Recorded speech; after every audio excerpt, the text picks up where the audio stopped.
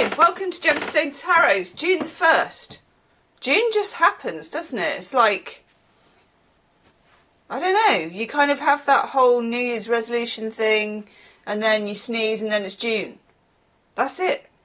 And then the next thing you know, it's Christmas. Not in a depressing way. I mean, it depends what spin you put on it. But, yeah. Anybody else experiencing the year like that? Could just be as you get older that the years fly by. Okay, so I haven't even looked. Moon diary. Oof. Look at that. Look at that gorgeous picture. Oof.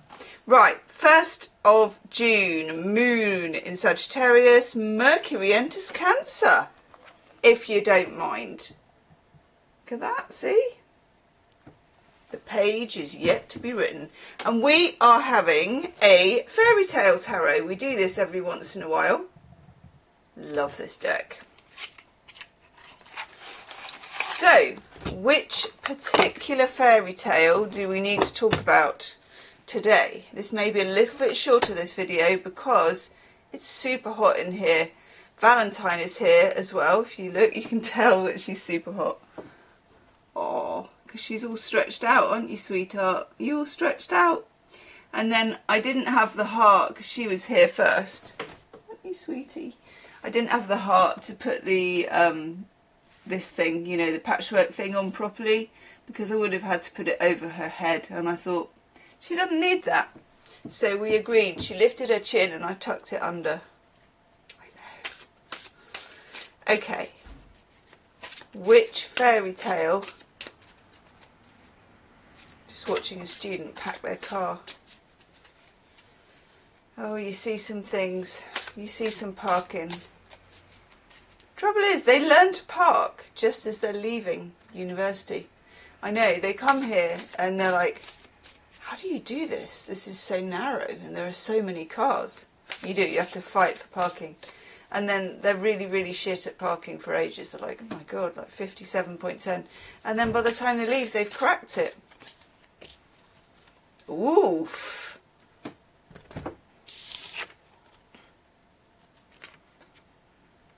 Do that. The Little Mermaid, the 9 of Swords. Look at that fish. That fish is like, smell you later. I'm off ski. Let's go. Not liking this. This is kind of an underwater Medusa type situation. Oh my God. Okay, let's see what the book says. That wasn't very successful. What do we need to know, please?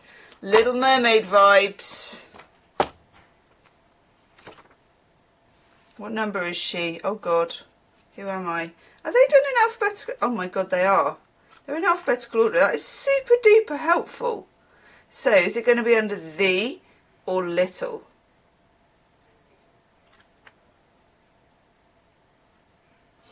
H-I-J-K. Anybody else have to do that with the alphabet? Oh, okay, it's not like that. Okay, it's under, oh my God. It's, yeah. Talk amongst yourselves for a minute, I'll find it. It's giving me maths face. I'm like, oh God. Okay.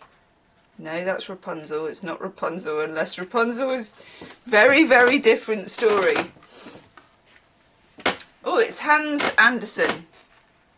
The Sea King had several daughters, each of whom was allowed to go to the surface of the ocean and see the world above. The youngest mermaid reached maturity and rose to see a ship on which was a beautiful prince. As she watched him in trance, a storm blew up and the ship was wrecked. But the little mermaid rescued the prince. She fell in love with him, but realised with many sighs they could not be together. This is because she's got a mermaid's tail, isn't it? I reckon. But the prince knew nothing of this. This could be like, would you put this on your Match.com profile? Big picture of your mermaid's tail. Must like tails. But the prince knew nothing of this as he was unconscious. Why was he unconscious? Oh, the ship was wrecked. Keep up, Gemma. But the prince was unconscious. Oh, God. After a while, a young woman found him lying where the mermaid had left him on the beach, and when the prince woke up, he mistakenly thought she, and not the mermaid, had saved his life. It's just like, okay. The little mermaid could not forget him and longed to be with him, so she visited a sea witch who agreed to make her a human girl. Never do that.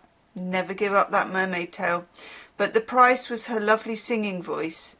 And to take this, the witch said that she would cut the mermaid's tongue out. Come on! This is taking a bit of a dark turn. The mermaid was afraid, but eventually went for it. In return for her tongue and her voice, she was given legs. But each step she took felt like walking on knife blades. But she was prepared to suffer because of her love for the prince. I think she needs a little bit of self-worth training at this point. The witch told her she could never have a real human soul unless the prince fell in love with her in return and married her. What in the hallmark is this? If, however, he married someone else, the mermaid would die. The poor girl... Is anyone keeping up with this? I'm completely lost. The poor girl left the sea and went on to land, and there she soon met the prince. He was won over by the mute girl's beauty and took her home with him.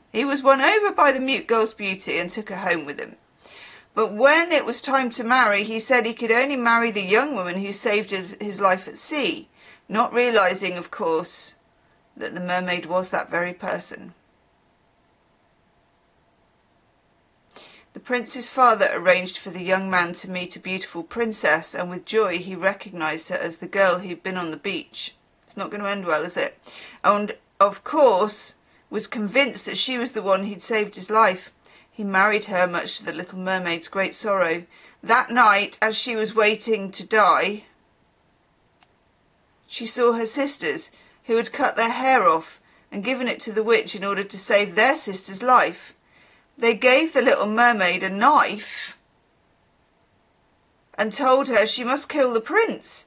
After all, she would turn back into a mermaid and live for 300 years more.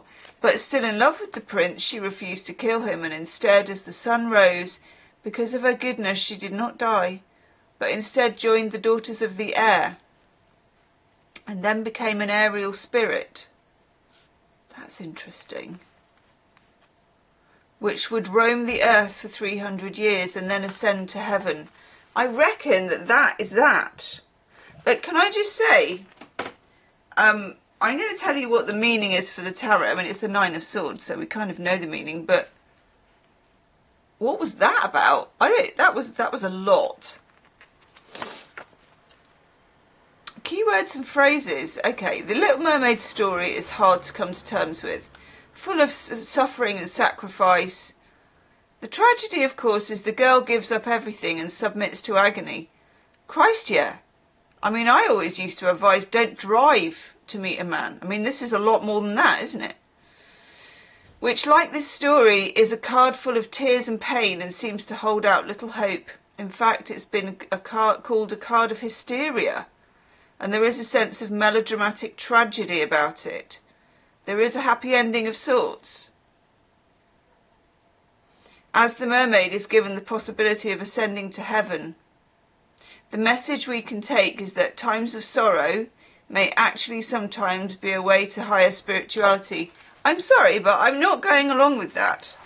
And I'm taking the message today to be, don't put yourself out for someone who's obviously a bit of a gobshite. There you go. I'm just going to say it. No filter. I'm too hot for this shit. No. So, simple message. If you're doing too much, if you're feeling, not even put upon, but if you're kind of feeling that you're being spiritually helpful and that you're doing this and you're doing that, and you may find you're kind of running yourself a bit ragged around somebody, stop it. Stop doing that. I'm not saying you're going to end up sacrificing your mermaid's tail and then going to be an air horse or whatever it is. I don't know. Whatever that kind of casserole of nonsense was. With much respect to the Fairy Tale Tarot, because I do love the Fairy Tale Tarot, stop giving so much to whoever the pain in the arse is that you're giving it to. There you go. You've got it straight from the horse's mouth today. leave me a comment.